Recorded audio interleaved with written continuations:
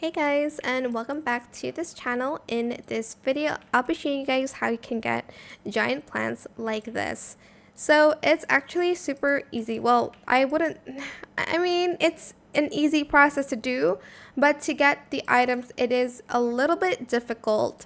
So you will need a lot of sprinklers. Hello? Why isn't it working? Oh, okay. It's not working. I'm just gonna walk there, I guess, and just waste my recall wrench. Anyways, you will need some sprinklers. Now, the best one obviously is the Grandmaster one, but they are quite rare.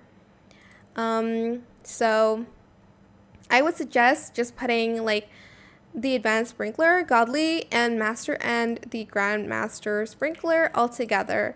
And that would even create a really big plant already. I think I did that for my taco fern, and I got that, and I just left the server and kind of oh my gosh, it's not even showing up.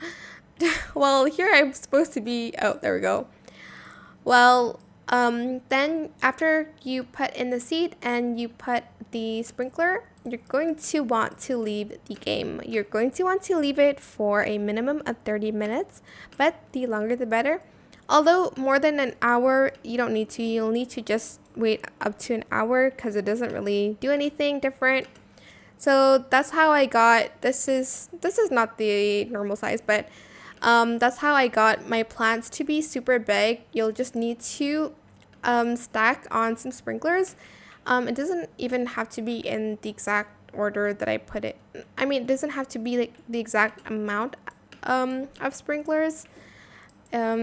But you do need the Grandmaster one if you really want a big plant like this. So that's it. I hope it was helpful for you guys. Don't forget to like, comment, share, and also subscribe to this channel if you haven't done that already. If you have any more questions about this video, just leave it in the comment section down below. I will try my best to answer them all for you guys. And if you found this video helpful, please click the thanks button as well.